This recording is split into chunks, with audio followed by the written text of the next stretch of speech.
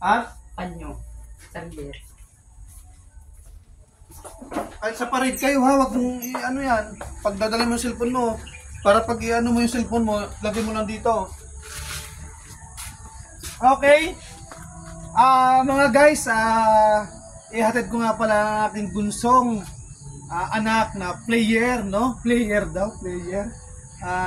Future player baseball, future Philippine team, no? Wala imposible, di ba? Isang linggo siya mawala sa amin. Gawa ng magka-quartering sila. Isang linggo siya mawala, hindi namin siya makakatabi. Huwag kang iiyak doon, ha? Ha? Malaki ka na? Kaya huwag kang iiyak doon, ha? Yun nga, mga ka-jerk, hatid ko muna sila sa school nila ngayon. Gawa ng isang linggo silang siyang mawala sa hindi namin makakatabi sa pagtulog. Hindi siya makakatabi ng mami sa pagtulog. Baka tawag ka ng tawag sa mami mo, ha? Ayun, gawa ng magka-quarter sila ng almost 1 week daw po yung laro. At almost 1 week din sila na hindi namin siya makakatabi sa pagtulog. Kaya, let's go! Ito nga pala yung mga kasama ng aking bunsong anak. Ito nga mga player ng baseball dito sa San Antonio, Quezon. Oh, pakilala muna! Pakilala muna! Kagaya ang ginagawa ni Coach Kai sa mga player niya, di ba?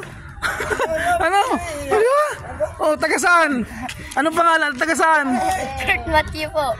Taga saan? Balatatis. Ito. Ian Austria, taga Pulo. Oh, yun. Ito. Si Ian P. Mercado po, taga Balatatis. Ayun. Ayos yan. Yun nga pala mga ka-Dirk yan.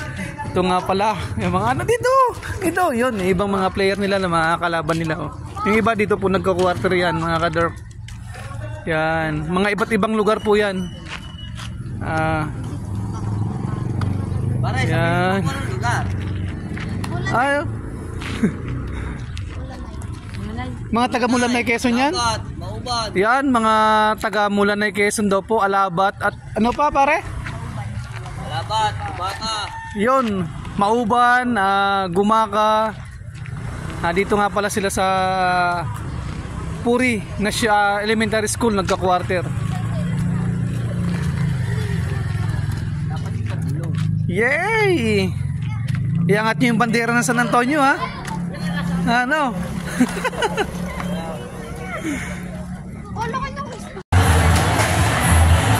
Mauban, kulay blue, Mulanay Road, Mulanay, Quezon.